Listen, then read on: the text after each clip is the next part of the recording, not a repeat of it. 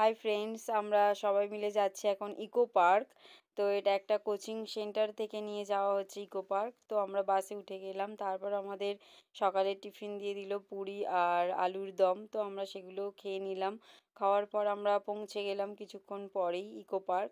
তো সেখানে গিয়ে সবাই মিলে খুবই আনন্দ করলাম, একসাথে অনেকটা সময় একসাথে কাটিয়েছি। তো আমি ওদের খুব ভালো বন্ধু হয়ে গেছি, ওরাও আমার খুব ভালো বন্ধু হয়ে গেছে। তারপরে এই তো আমরা সবাই ফটো টটো তুললাম একসঙ্গে, অনেক ঘুরেছি, অনেক মজা করেছি। আর তারপর আমাদের দুপুরের খাবারও আমাদের সঙ্গেই দিয়ে দিয়েছিল। তো দুপুরের খাবারে ছিল বিরিয়ানি। তো আমরা সবাই মিলে বসে খুব আনন্দ করে সেগুলো খেলাম। বসেছি কিন্তু আমার লেগ পিস পড়েনি, খুব দুঃখজনক আমার পড়েছে, বলে দিবি তো। খাওয়া দাওয়া শেষ করে আমরা এখন ঘোরা শুরু করে দিয়েছি, আর এই আমরা হাঁটতে শুরু করে দিলাম। আমরা উইকডেজে এসেছি, বাট এত ভিড় এখানে বলার মতো না। সবাই সবার মতো আনন্দ করছে, দেখে সত্যিই ভালো লাগছে যে মানুষ এত ব্যস্ততার মাঝেও একটু সময় বের করে পরিবারের সাথে বন্ধুদের সাথে ঘুরতে এসে। আমরা যেখানে পেরেছি সবাই মিলে গ্রুপ সেলফি তুলেছি। তো আমাদের খুব ভালো লেগেছে। আর চারিদিকের পরিবেশটা সত্যিই খুব শান্ত, সাজানো গোছানো, খুবই সুন্দর করেছে।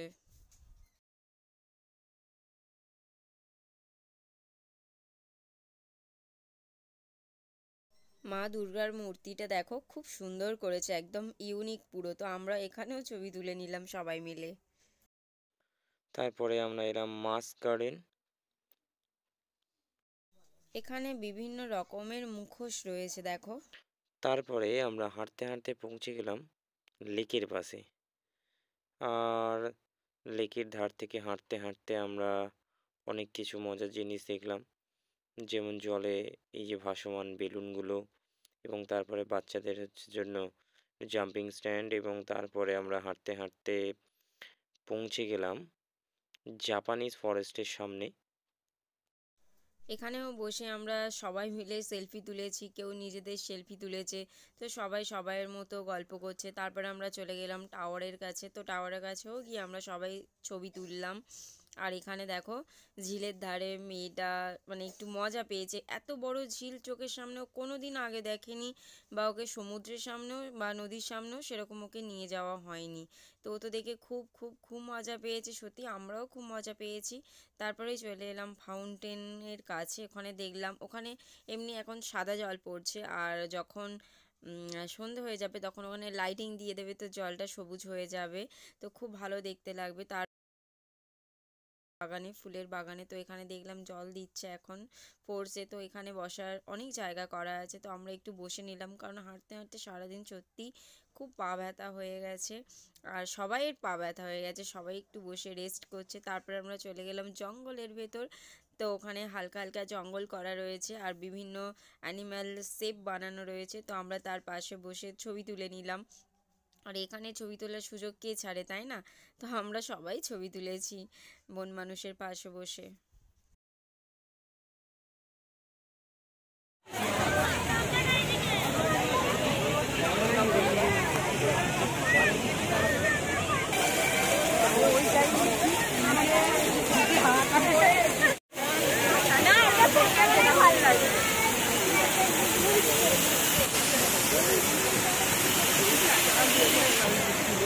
ওর ভেতরটাও ঘুরতে পারবো, তাই তো? ওর ভেতরে যাওয়া, হ্যাঁ ওই তো লোক। হবে না, দিয়ে কি করবো?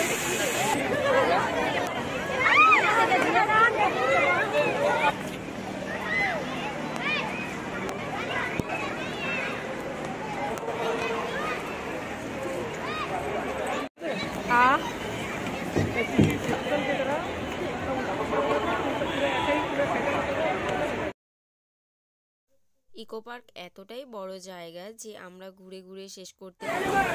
তো যাই হোক, তারপরে আমরা 30 টাকা টিকিট কেটে এখানে গিয়েছিলাম।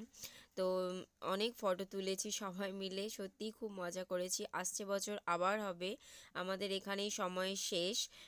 তো আমরা সবাই মিলে আবার চলে গেলাম যে যার জায়গায়। আমাদের পিকনিক এখানেই শেষ। আমরা খুব মজা করেছি সবাই মিলে ইকো পার্কে এসে। আমরা 12-13 জনের মতো ছিলাম একসঙ্গে, সবাইকে একটা একটা পার্টে ভাগ করে দেওয়া হয়েছিল। তো আমাদের সঙ্গে 12-13 জন এই সুন্দর সুন্দর বোনেরা ছিল। তো আমরা খুব খুব খুব মজা করেছি ওদের সাথে। তো আমার মেয়েকে লাস্টে একটা কটন ক্যান্ডি কিনে দিলাম।